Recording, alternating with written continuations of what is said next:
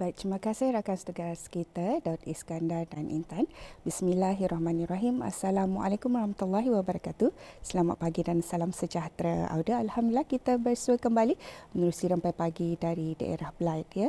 Alhamdulillah untuk makluman bersama keadaan cuaca di daerah Blyth pada pagi ini cukup mengizinkan semoga apapun jua perancangan yang Auda rancang akan berjalan dengan lancar.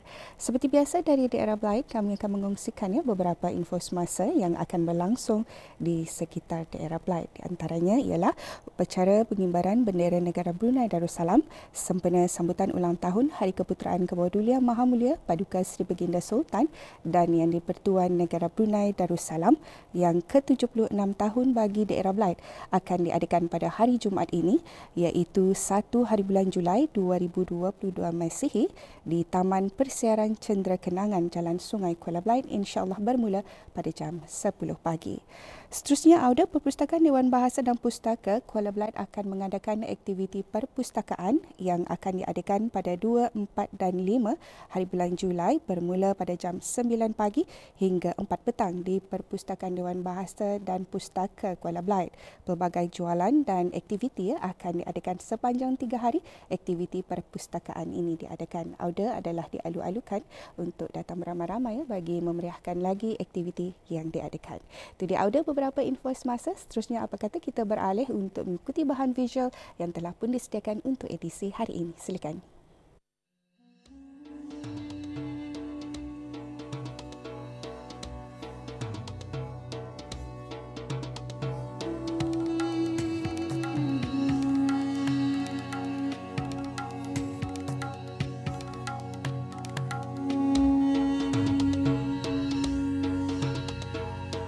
Jabatan Hal Ehwal Masjid melalui Pejabat Hal Ehwal Masjid Daerah Blyth dengan kerjasama Ahli Jawatankuasa Takmir Masjid Muhammad Jamalul Alam Kuala Blyth telah mengadakan inisiatif bengkel penyembelihan menurut Islam bagi pegawai masjid, ahli-ahli Jawatankuasa Takmir Masjid dan jemaah masjid-masjid Daerah Blyth. Di negara kita ini banyak tempat penyembelihan, pusat penyembelihan. Yang kita tahu, Sunli, kemudian Ideal Farm. Kalau dulu ada beberapa betul. Tempat-tempat ini pernah saya mengantar ayam ini. Ayam hidup, kemudian antar sana. Dan antar ayam, jadi, apa yang tadi mau, binatang yang disembelih itu boleh kita nih makan. Bukan saya kita nih, mungkin saudara-saudara tadi, keluarga tadi yang makan. Jadi, ada syariat kenapa sembelihan ini wajib dilakukan kepada binatang untuk dari makan. Seterusnya, maksud sembelihan adalah mematikan nyawa binatang yang halal dimakan dengan memutuskan saluran pernafasan yang namanya halqum dan saluran makan dan minumnya minimaik dengan menggunakan alat yang tajam dengan niat kerana Allah Subhanahu wa taala. Jadi di sana mematikan binatang satu. Apa cara kita bersikap? Macam mana?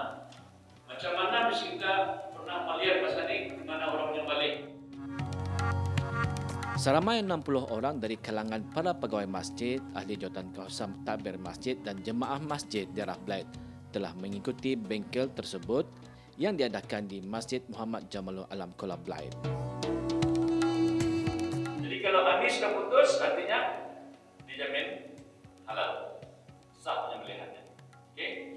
Sekarang melihatkan kita. Kemudian wajib dilakukan karena sesuatu hewan itu untuk membolehkan dia dihalal dimakan. Memang hukumnya.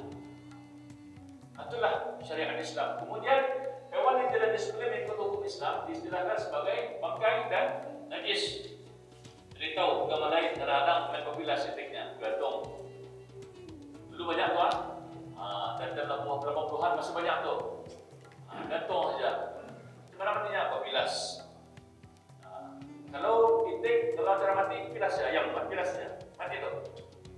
Tapi bukan cara tadi. Okay.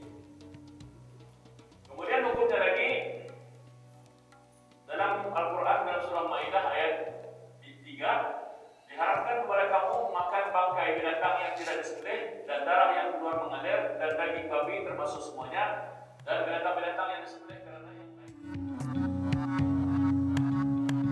Antara tujuan bengkel ini diadakan adalah untuk memberikan kefahaman yang mendalam mengenai hukum-hukum dan kaedah penyembelihan menurut Islam.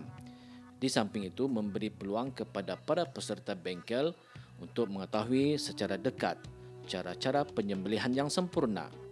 Bengkel juga adalah untuk menarik minat orang ramai agar mengikuti aktiviti-aktiviti yang dianjurkan oleh pihak masjid. Hukum berkorban. Hukum berkorban adalah sunat muakkad, sunat yang sangat dituntut. Jumhur ulama mengatakan adalah sunat melakukan korban bagi orang yang mampu dan makruh jika tidak melakukannya. Walau bagaimanapun, jika ditinggalkan tidak berdosa dan tidak wajib mengqadahkannya, sekalipun tanpa sebarang keuzuran.